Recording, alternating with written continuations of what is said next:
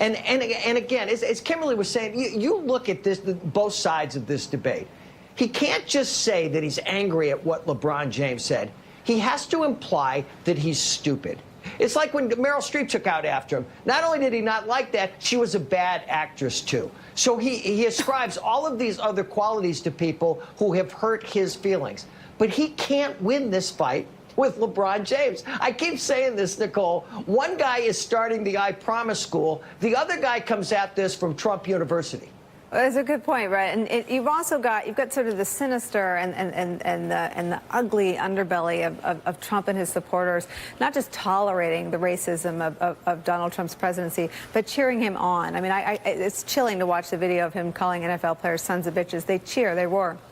LeBron may be a miscalculation because he seems to draw a pretty wide base of support and among a lot of children. Yeah, speaking of stupid, how about attacking the most popular, charismatic sports figure in America? That's a really smart one coming from a politician. I do want to say I have a fourth grade daughter, Katya, and her vocabulary is much larger than the president's in reference to the quote you read.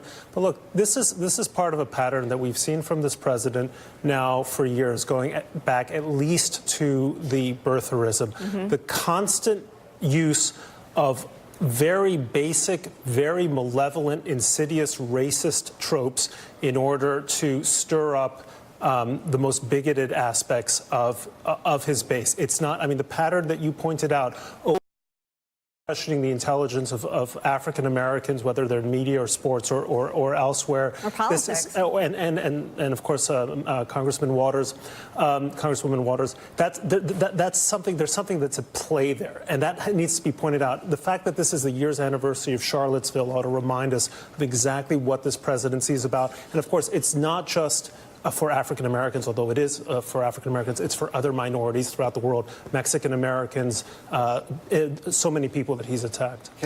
I'll just say, first of all, when he was talking about the most charismatic, the most credible athlete, I assume you were about to say, you mean Steph Curry? When did the president start attacking Steph Curry? But put that aside. Yes, he attacks prominent, he baits his base and he attacks prominent African Americans who have attacked him. He does that for sure. But he also labels all African countries in private S-hole countries, right? Oh my God, I swore and you didn't? He's a racist. What has happened? Hell just froze over. He's a racist. He's not just a malign political figure. He's a racist. On the day that the Access Hollywood video came out and the day that John Podesta's emails first started getting disseminated on the internet, that same day, October 7, 2016, was when Donald Trump was giving statements to news organizations saying, despite DNA evidence, I still believe the Central Park Five are guilty and should be put to death. The president that is a campaign that he waged, a racist campaign against not powerful African Americans. He's been doing it forever. There's a history of racism in the family. It runs straight through him. It's not restricted just to LeBron James of the world. He don't like black people across the board. Whoopi Goldberg and I used to debate sitting in her car whether or not he was a bigger racist or misogynist. And it was around this time. It was when the Access Hollywood tape was out, but it was around the time when he was still attacking,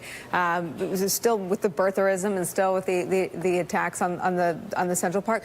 What do you think it is that his supporters bake into their support for him? Because I don't think that every Trump supporter. Well, I think there are a lot of racist Trump supporters, and I think there are a lot of not racist Trump supporters who are willing to tolerate the racism because they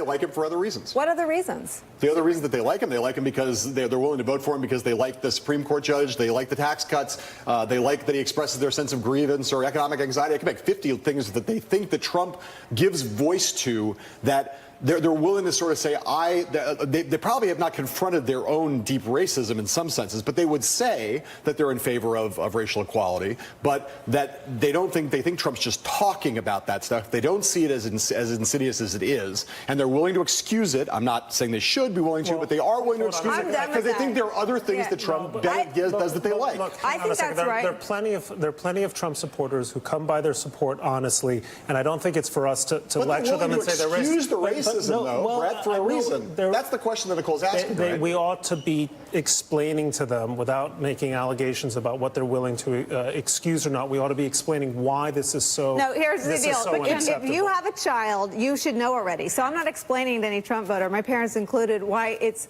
I mean, you associate with someone who's a racist and you get the taint of being a racist as well. I think we're done with that. I think that was the excuse in 2016 when he was an unknown. We're now 365 days after Charlottesville. He is now governing as an American president who is also a racist. Enough. Believe me, I know. But as Abraham Lincoln said a long time ago, a drop of honey draws more flies than a gallon of gall. I guess